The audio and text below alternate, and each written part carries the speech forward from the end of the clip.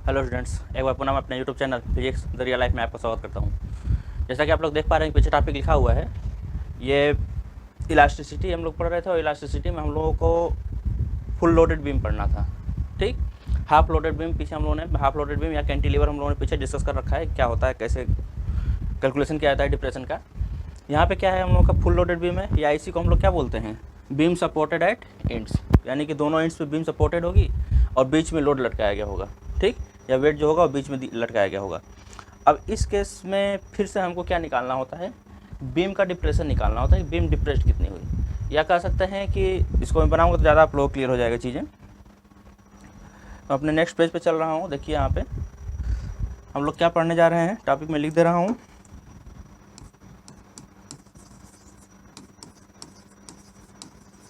Full loaded beam.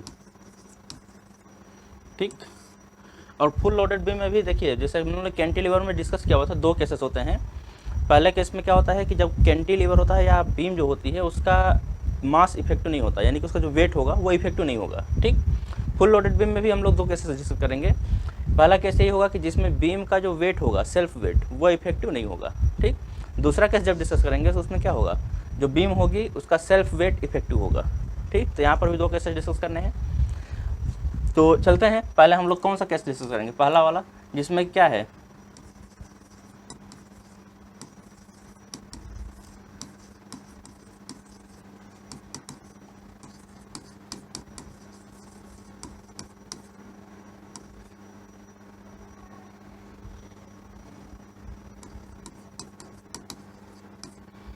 Weight of beam is not effective. ठीक, मतलब जो बीम का सेल्फ वेट है वो इफेक्टिव नहीं है। ठीक, अब फुल लोडेड बीम होती क्या है, अगर हमारे पास कोई बीम ऐसे दी गई हो, ये दो सपोर्ट्स हैं और इन सपोर्ट्स पर ये बीम हमारी ऐसे रखी गई हो। ठीक,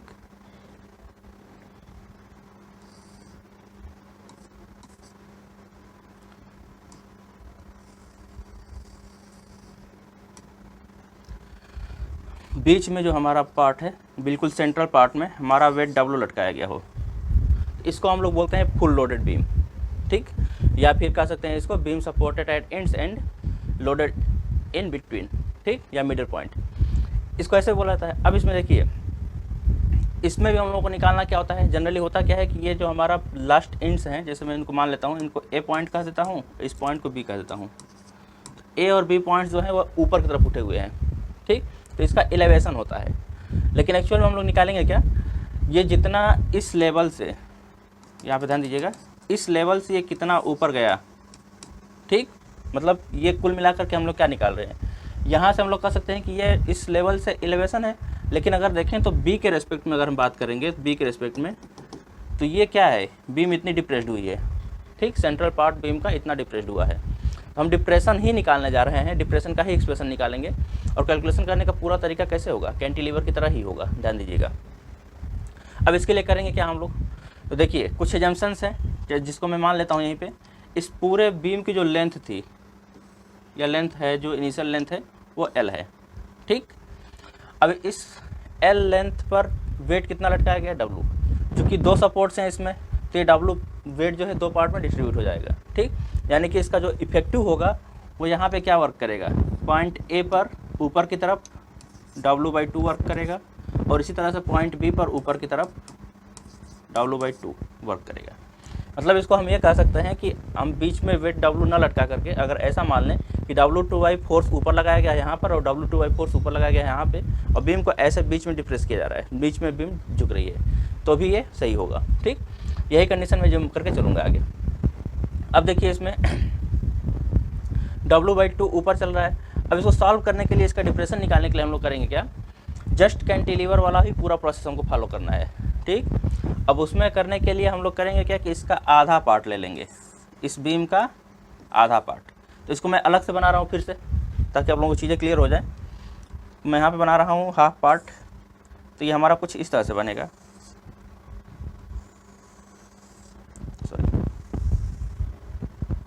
बीम यूनिफॉर्म थिकनेस की होती है, ध्यान दीजिएगा, चारों तरफ बराबर होनी चाहिए। अब ये मैंने ले लिया आधा पार्ट। आधा पार्ट लेने का मतलब क्या है, इसका लेंथ कितना हो जाएगा, यहाँ से यहाँ तक की जो डिस्टेंस होगी ये आ जाएगी L/2। ठीक, यहाँ पे जो इफेक्टिव फोर्स ऊपर की तरफ काम कर रहा है ये कितना है, मैंने लिख रखा है W/2 के बराबर। अब फिर से वही काम करेंगे हम लोग, यहाँ पर कोई एक पॉइंट लेंगे। जैसे वहाँ पे कैंटिलीवर में क्या था, कैंटिलीवर नीचे की तरफ झुक रहा था, तो अभी हम लोग बीच में एक पॉइंट ले रहे थे P। यहाँ पर क्या है, हाफ कैंटिलीवर कर सकते हैं या कैंटिलीवर कर सकते हैं इसको। कैंटिलीवर है जो कि ऊपर की तरफ उठा हुआ है, ठीक, यानी कि फोर्स W जो नीचे की तरफ काम कर रहा था, यहाँ पे W/2 फोर्स कहाँ काम कर रहा है, ऊपर की तरफ। अब यहाँ पे एक पॉइंट P ले रहे हैं, इस पॉइंट P का जो कोऑर्डिनेट्स हैं इसको मैं मान रहा हूँ x, y, ठीक। अब ये टोटल डिस्टेंस क्या है, L/2 है। तो यहाँ से यहाँ तक की डिस्टेंस कितनी होगी,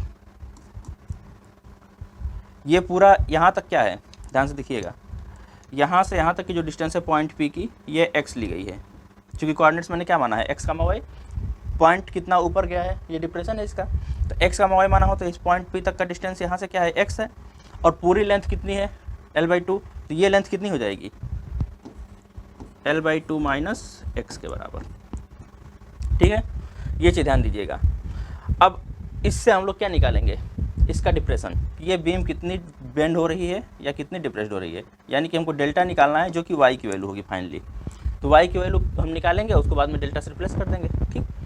अब देखिए इसको कैलकुलेट करने के लिए हम लोग क्या करेंगे, तो इसमें दो तरीके हैं, weight of the beam is not effective में भी दो तरीके हैं, कर सकते हैं दोनों से। जैसे कि आप लोगों ने क्या किया, कैंटिलीवर सॉल्व किया हुआ है, तो कैंटिलीवर में क्या आया था फार्मूला, जो डिप्रेशन का फार्मूला आया था डेल्टा का, ये आया हुआ था WL3/3YIG, ये फार्मूला आया हुआ था। अब देखिए इसी में वैल्यू पुट कर दीजिए, सिर्फ और सिर्फ आपको चेंज क्या करना है, डायरेक्टली यहीं से आता है। कैंटिलीवर के लिए डिप्रेशन का फार्मूला लिखा मैंने, इसी में मैं क्या चेंज करूँगा, जहाँ पे मैं W लिखा हूँ इसको किससे रिप्लेस करूँगा, W/2 से। ध्यान दीजिएगा, W को किससे रिप्लेस किया, W/2 से, क्योंकि यहाँ पे इफेक्टिव फोर्स जो है या वेट कर सकता हूँ क्या है, W/2 है।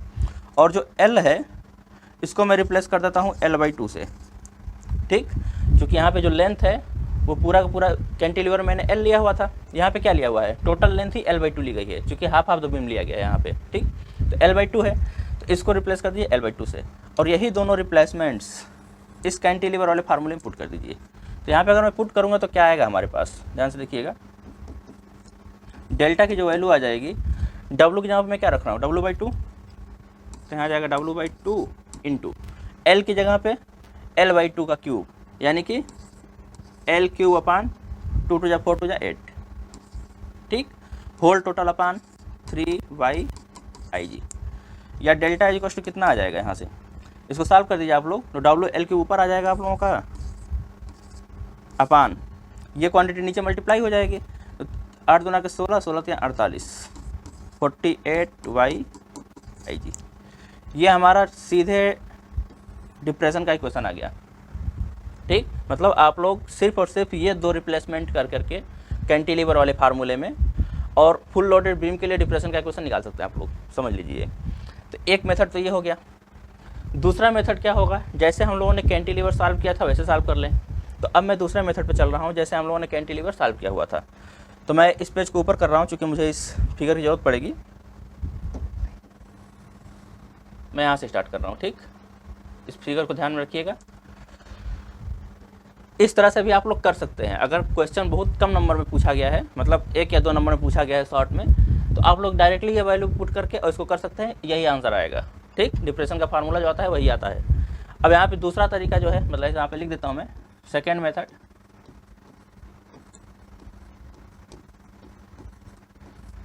तो दूसरे तरीके में क्या करना है, पूरा प्रोसीजर कैंटिलीवर वाला फॉलो करना है। हाँ, जिन लोगों ने कैंटिलीवर की वीडियो नहीं देखे होंगे मेरे, वो जा करके पीछे से आप लोग बेसिक्स से कैंटिलीवर तक का वीडियो देख लीजिए। इससे फ़ायदा क्या होगा कि आप लोगों को चीज़ें ज़्यादा क्लियर होंगी। डायरेक्टली आप लोग ये वीडियो देखेंगे तो हो सकता है कि चीज़ें थोड़ी कम समझ में आए, ठीक। अब यहाँ पे करेंगे क्या हम लोग, कैंटिलीवर के लिए हम लोग क्या किए थे, हम लोग निकाले थे कि इस पर जो फोर्स लग रहा है उस फोर्स का मोमेंट कितना है, ठीक। तो यहाँ पर ध्यान दीजिए, यहाँ फोर्स कितना लग रहा है, W/2 अपवर्ड डायरेक्शन में, और इस फोर्स का पॉइंट P के अबाउट मोमेंट कितना होगा। तो मोमेंट कितना होता है, मोमेंट कहो या टार्क कहें आप लोग, तो टार्क भी कह सकते हैं। तो मोमेंट ऑफ द फोर्स कैसे निकाला जाता है, फोर्स इंटू परपेंडिकुलर डिस्टेंस। तो W/2 फोर्स है अपवर्ड डायरेक्शन में, और परपेंडिकुलर डिस्टेंस कितना है, L/2। तो यहाँ जो टाउ की वैल्यू आएगी वो कितनी आ जाएगी, W/2 into under bracket L/2 minus x. मैं क्यों लिख रहा हूँ, तो आप लोगों को फार्मूला मैंने बताया अभी, मोमेंट ऑफ फोर्स कहिए या टार्क कहिए, दोनों का फार्मूला सेम होता है। और वो कितना होता है, force into perpendicular distance. Force W/2 ऊपर मैंने ले रखा है, और यहाँ पे परपेंडिकुलर डिस्टेंस कितना है इस पॉइंट का, L/2 माइनस एक्स के बराबर। मैं यहीं से परपेंडिकुलर डिस्टेंस के ले रहा हूँ, क्योंकि मुझे निकालना है जो मोमेंट है वो किसके अबाउट निकालना है, पॉइंट P के अबाउट। तो पॉइंट P के अबाउट ये ऊपर की तरफ बेंड हो रहा है। ठीक, अब देखिए ये जो मोमेंट होता है ये हमारे बेंडिंग मोमेंट से बैलेंस होता है। बेंडिंग मोमेंट से बैलेंस होने का मतलब क्या है, जब हम इसका बेंडिंग मोमेंट निकालते हैं तो बेंडिंग मोमेंट हम इक्विलिब्रियम कंडीशन में निकालते हैं, और इक्विलिब्रियम कंडीशन में बेंडिंग मोमेंट क्या बताता है, उसका टॉर्क कितना है या उस पर टॉर्क कितना काम कर रहा है। ठीक, तो बेंडिंग मोमेंट को मैं टाउ बी से रिप्रेजेंट करता हूँ, टाउ बी, और टाउ बी का फार्मूला क्या होता है, YIG/R के बराबर। ठीक, अब चूंकि ये बीम इक्विलिब्रियम कंडीशन में अभी भी है, मतलब वेट मैंने लटका दिया, जितना बेंड होना था बेंड हो गया, तो अब ये इक्विलिब्रियम कंडीशन में है। अब इक्विलिब्रियम कंडीशन में है तो उस केस में क्या होगा, यहाँ पे ये दोनों जो टार्क्स हैं, यानी कि जो हमारा बेंडिंग मोमेंट क्रिएट हो रहा है इस बीम में, और जो हमारा कपल ऑफ फोर्स जनरेट हो रहा है, वो दोनों इक्वल होने चाहिए। ठीक, इक्वल एंड अपोजिट। तो इक्वल एंड अपोजिट कहने का मतलब क्या होता है, ये ऊपर की तरफ वर्क कर रहा है एंटी क्लॉकवाइज डायरेक्शन में, तो टार्क वो कहाँ काम कर रहा होगा, टाउ बी, जस्ट इसके अपोजिट क्लॉकवाइज डायरेक्शन में। ठीक, यानी कि जो एक्सटर्नल फोर्स है वो एंटी क्लॉकवाइज डायरेक्शन में काम कर रहा है, आप देख पा रहे हैं इधर की तरफ। तो जो हमारा इंटरनल फोर्स होगा जो इसके अंदर फिलामेंट्स में लग रहा होगा, वो कहाँ होगा, जस्ट इसके अपोजिट। ठीक, अब यहाँ पे हम क्या करेंगे, बैलेंसिंग कंडीशन के लिए मैंने बताया हुआ था कि टाउ बी जो है इसको किसके बराबर कर देंगे, टाउ के बराबर। यानी कि हमारे पास क्या आ जाएगा, YIG/ जो R की वैल्यू आ जाएगी ये W/2 under bracket L/2 minus x के बराबर आ जाएगा। ठीक, इसको मैं एक क्वेश्चन बना लेता हूँ, क्वेश्चन 1। अब इसके आगे बढ़ेंगे हम लोग, ध्यान दीजिएगा। मैंने बताया था कि R जो होता है क्या होता है, रेडियस ऑफ कर्वेचर, यानी कि जो बीम बेंड हो रही है कोई एक कर्व फॉर्म कर रही है, इस कर्व का रेडियस कितना होगा, इसको रेडियस ऑफ कर्वेचर बोलेंगे हम लोग बीम का। अब रेडियस ऑफ कर्वेचर के हिसाब से रेडियस ऑफ कर्वेचर का फार्मूला हमको लिखना होगा, तो मैंने पीछे वाले में किया हुआ था, मैं एक बार और करके बता ही देता हूँ यहाँ पे कि जो R का फार्मूला आता है ये क्या आता है, 1 + dy/dx के whole square to the power 3/2 whole total upon R, यहाँ पे लिख लीजिए d²y/dx², ये आता है रेडियस ऑफ कर्वेचर का फार्मूला। अब मैंने बताया हुआ था कि रेडियस ऑफ कर्वेचर में जो ये dy/dx क्या है, ये slope of the point P है, और बीम जो होती है डिप्रेस्ड बहुत कम होती है। ठीक, मतलब बीम का जो डिप्रेशन होता है वो बहुत कम होता है, बहुत वेरी स्मॉल होता है। तो वेरी स्मॉल है तो उस केस में क्या है, dy/dx की वैल्यू जो है, ये जो हमारा टेंजेंट है इसका स्लोप कह सकते हैं पॉइंट A से। यहाँ पर अगर मैं पॉइंट A मान लूँ, या फिर पॉइंट मैंने मान रखा था या पॉइंट C मान रहा हूँ मैं, पॉइंट C से पॉइंट P का जो स्लोप होगा वो बहुत कम आएगा। और स्लोप बहुत कम आने का मतलब क्या है कि dy/dx की वैल्यू कम हो गई, और कम होने का मतलब इसको हम 0 मान सकते हैं। जैसे इसको 0 करेंगे तो 1⁻³ यानी कि ऊपर आ जाएगा 1। तो ये R = 1/d²y/dx² आ रहा है। यहाँ से मैं निकाल दूँ अगर, तो 1/r की जो वैल्यू आएगी वो कितनी आ जाएगी, d²y/dx², ये ऊपर चला जाएगा, तो ये आ जाएगा 1/r की वैल्यू। यही चीज़ पीछे मैंने 2 बार पुट किया हुआ है कैंटिलीवर वाले उसमें डेरिवेशन में, तो वहाँ से आप पुट कर सकते हैं। अब 1/r d²y/dx² के बराबर आ गया, यही वैल्यू उठा के इसमें पुट कर दीजिए इक्वेशन नंबर 1 में। तो इक्वेशन नंबर 1 में जब पुट करेंगे तो हमारे पास क्या आ जाएगा, YIG/1/r की वैल्यू क्या है, d²y/dx², तो ये इंटू में आ जाएगा सीधा सीधा। ठीक, YIG into d²y/dx² = W/2 under bracket L/2 minus x, ये हमारा बन जाएगा फार्मूला। अब यहाँ से हम क्या करेंगे, चूँकि हमको y की वैल्यू चाहिए, मैंने क्या बताया था अभी कि डेल्टा = y होता है, जो ये y की वैल्यू है यही हमारा डिप्रेशन है पॉइंट B का, जो इंड पॉइंट था हमारा। तो इंड पॉइंट का डिप्रेशन कितना है, जनरली यहाँ पे एलिवेशन है, ध्यान दीजिएगा कि एलिवेट हुआ है, लेकिन मैं कैंटिलीवर की तरह मान के कर रहा हूँ, तो इसको मैं डिप्रेशन के टर्म में ही बोल रहा हूँ। ठीक, तो इसकी वैल्यू कितनी होगी, y के बराबर, सिंपल सी बात है। तो हमको y की वैल्यू निकालनी है, यहाँ से y की वैल्यू निकालने के लिए इसको 2 बार हमको इंटीग्रेट करना पड़ेगा। तो अब मैं करने जा रहा हूँ,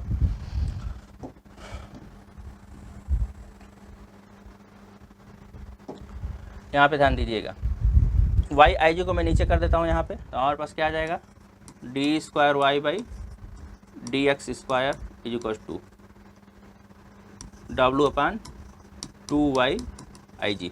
हाँ, यहाँ पे भी ध्यान दीजिएगा, जो y लिया हूँ क्या लिया हूँ, ये हमारा Young's modulus of the material of the beam है, ध्यान दीजिएगा, मतलब बीम के मटेरियल का यंग्स मॉडुलस ये है।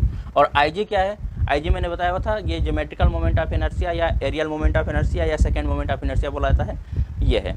ठीक, ये चीज़ क्वांटिटीज को ध्यान दीजिएगा। W क्या है हमारा, W जो है कि weight suspended on the beam, मतलब बीम पर जो वेट मैंने सस्पेंड किया हुआ है, लटकाया हुआ है, ये चीज़ है। ये ब्रैकेट में कितना आ जाएगा, L/2 माइनस एक्स के बराबर। अब एक बार इंटीग्रेट करेंगे रेस्पेक्टिव लिमिट्स के लिए। रेस्पेक्टिव लिमिट्स का मतलब क्या है कि हम यहाँ पे इनिशियल कंडीशन की वैल्यू यूज़ करेंगे या इनिशियल कंडीशन को यूज़ करेंगे।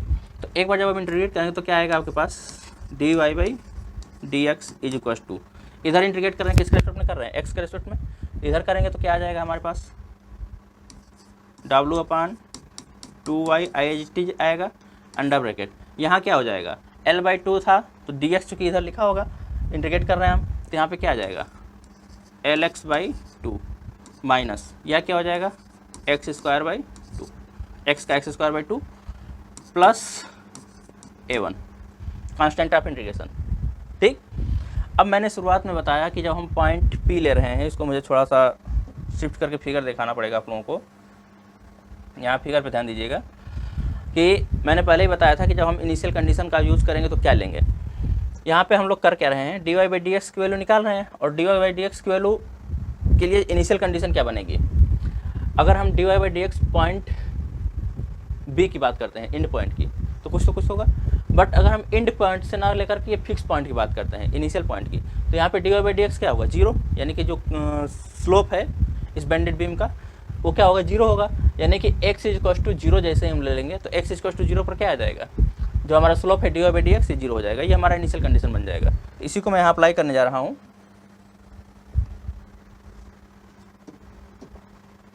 मैं लिख दे रहा हूँ यहाँ पे,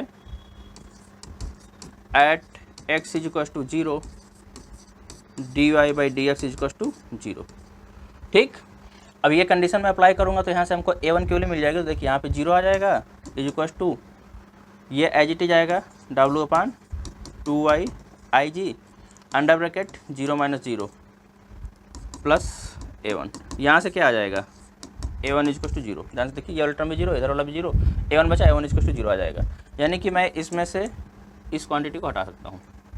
ठीक, इनिशियल कंडीशन लगाने के बाद इस क्वांटिटी को हटा सकता हूँ, तो हमारे पास जो वैल्यू आ जाएगी वो कितनी आ जाएगी, सिर्फ और सिर्फ मैं फिर से लिख दे रहा हूँ यहाँ पे, dy by D X is equal to W upon 2y I G under bracket Lx/2 minus x²/2।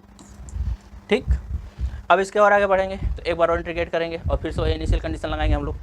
तो देखिए होता क्या है, कुछ बुक्स में क्या लिखा हुआ है, directly integrating within the limits x is equal to 0 to x is equal to x equal to 0 to x equal to L/2, ऐसे सीधे इंटीग्रेट कर दिया है। मतलब लिमिट के अंडर में दो तरीके हो सकते हैं, या तो आप लोग इंटीग्रेट करते समय लिमिट की वैल्यू पुट कर दीजिए, या पहले इंटीग्रेट कर लीजिए, कांस्टेंट ऑफ इंटीग्रेशन को हटाइए, उसके बाद फिर से लिमिट की वैल्यू पुट कीजिए, दोनों से आ जाएगा। ठीक, तो मैं पहले दूसरे प्रोसीजर को फॉलो कर रहा हूँ। पहले मैं इसको इंटीग्रेट करूँगा, कांस्टेंट ऑफ इंटीग्रेशन को हटाऊँगा, मतलब उसकी वैल्यू निकाल कर पुट किया जाएगा, उसके बाद फिर ये वैल्यू पुट की जाएगी। ठीक, तो मैं यहाँ से इंटीग्रेट करने जा रहा हूँ। इंटीग्रेट करने पर कितना आएगा हमारे पास,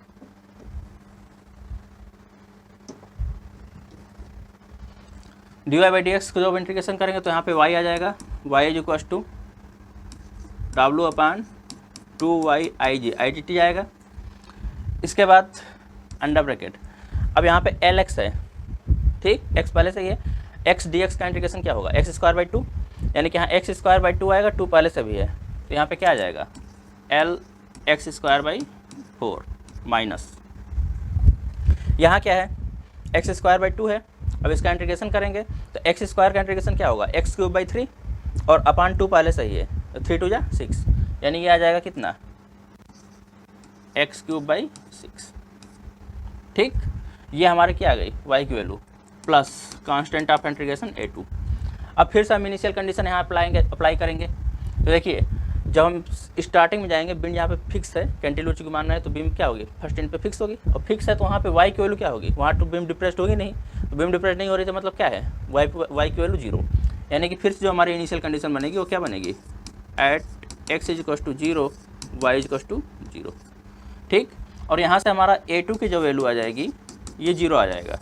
आप लोग देख लीजिए यहाँ पे y इधर 0 पुट करेंगे, x दोनों में 0 पुट कर देंगे तो सब 0 हो जाएगा, यानी a2 इज इक्वल्स टू 0 आ जाएगा। अब a2 जब 0 आ गया तो हम क्या लिख सकते हैं, फिर जो y की वैल्यू आ जाएगी कितनी आ जाएगी, w upon 2y I G under bracket L X square by 4 minus X cube by 6, ठीक। अब देखिए यहाँ पे हम करने क्या जा रहे हैं y को मैं रिप्लेस करना चाहूँ डेल्टा से, ठीक। चूँकि जो y है यही डेल्टा होगा कब, जब हम x is equals to L by 2 ले लेंगे, यानी कि y is equals to delta जो कि डिप्रेशन है, कब, at x is equals to L by 2, यानी कि एंड पॉइंट पे, बीम ये कह लीजिए या कैंटिलीवर कह लीजिए, कैंटिलीवर के सबसे एंड पॉइंट पे हम जब एल बाई 2 पे चले जाएंगे, x equals to L by 2 कर देंगे तो वहाँ पे जो y हो किसके बराबर आ जाएगा, डेल्टा के बराबर। यही मैं करने जा रहा हूँ यहाँ पे, यानी कि y की जो रिप्लेस करूँगा डेल्टा से और x is equals to L by 2, तो कितना आ जाएगा हमारे पास, delta is equals to w upon 2y I G under bracket, ये कितना हो जाएगा, अब ध्यान दीजिएगा l बाई 4 पहले से है और x स्क्वायर में पुट कर रहा हूँ, तो यहाँ पे आ जाएगा l by 4 into x square का मतलब L square by 4, L square by 4, ठीक, क्योंकि मैं x यहाँ पे क्या रख रहा हूँ l बाई 2, तो एल स्क्वायर बाई 4 ही हो जाएगा, माइनस यहाँ क्या है एक्स क्यूब है, तो एक्स क्यूब का मतलब x यहाँ पे क्या रखूँगा l बाई 2, तो हमारे पास आ जाएगा एल क्यूब बाई 8, 2 टू जा 4 टू जा 8, तो यहाँ पे मैं कर सकता हूँ, ऐसा कर देता हूँ 1 by 6 into L cube by 8, ठीक। अब इसी को सॉल्व कर दीजिए, आप लोगों को डिप्रेशन का इक्वेशन मिल जाएगा। यहाँ से क्या आ जाएगा, delta is equals to w upon 2y I G under bracket L cube upon 16 minus यहाँ क्या आ जाएगा, एल क्यूब अपान 48, ठीक। अब यहाँ पे एलसीएम लेकर सॉल्व कर दीजिए इसको, तो डेल्टा इज इक्वल्स टू कितना आ जाएगा, w upon 2y I G under bracket LCM कितना हो जाएगा 48, 16 3 या 48, यानी कि 3l cube minus l cube, ठीक। यहाँ से कितना आ जाएगा, delta is equals to omega into 2l cube ऊपर आ जाएगा और नीचे कितना आ जाएगा 2y आई जी इंटू 48, ठीक। 2 से 2 कैंसिल आउट, डेल्टा की वैल्यू कितनी आ जाएगी, w एल क्यूब अपान 48y आई जी। देखिए डिप्रेशन के लिए जो इक्वेशन निकाला मैंने उसकी वैल्यू फिर से क्या आ गई, w एल क्यूब अपान 48y आई जी, और यही वैल्यू मैंने पीछे निकाल रखा था। यहाँ पे ध्यान दीजिए, मैं थोड़ा सा और छोटा कर देता हूँ ताकि पूरा आ जाए कि मैं, यहाँ पे ध्यान दीजिए मैंने क्या निकाल रखा था, जो पहले मेथड से मैंने किया हुआ था, यहाँ पे यही वैल्यू मैंने निकाल रखा है, w एल क्यूब अपान 48y आई जी, ठीक। यहाँ भी वही चीज़ आ गई। तो ये दूसरे मेथड से, दूसरा मेथड थोड़ा सा लंबा है, यानी कि अगर आपसे लॉन्ग क्वेश्चन में पूछा जा रहा है ये कि फुल लोडेड बीम के लिए डिप्रेशन का इक्वेशन निकालिए जब बीम का वेट इफेक्टिव ना हो, ध्यान दीजिएगा ये तब के केस में आ रहा है, जब बीम का वेट इफेक्टिव होगा तो उसका डेरिवेशन दूसरे तरीके से होगा। तो चूंकि ये वीडियो बहुत लंबी हो जा रही है तो इस वीडियो को शॉर्ट करने के लिए मैं जो दूसरा कंडीशन है वो अगले वीडियो में डिस्कस करूँगा, ठीक। तो जो नेक्स्ट वीडियो होगी मेरी वो क्या होगी, फुल लोडेड बीम ही होगी जब weight of the beam is effective, मतलब बीम का सेल्फ वेट भी इफेक्टिव होगा। उस केस में हम लोग डिस्कस करेंगे क्या, डिप्रेशन का इक्वेशन फिर से निकालेंगे। तो देखेंगे आप लोग यहाँ पे जो इक्वेशन आ रहा है डब्ल्यू एल क्यू अपान 48y आई जी, यहाँ पे फुल जो वेट होता है उसका 5/8 पोर्सन जो होगा वो इफेक्टिव होगा, ठीक। यानी कि बीम का जो टोटल वेट होगा उसका 5/8 पोर्सन, तो वो प्लस करके आएगा उसमें। तो वहाँ से भी अगर फुल लोडेड बीम को हम उससे भी कैलकुलेट करेंगे तो वहाँ से हाफ लोडेड बीम का फुल लोडेड बीम का वेट इज नॉट इफेक्टिव वाला केस निकल जाता है। मतलब फुल लोडेड बीम का एक एक्सप्रेशन आप लोग वो कीजिए, when weight is effective, weight effective है उस केस में ड्राइव कर लीजिए डिप्रेशन का इक्वेशन।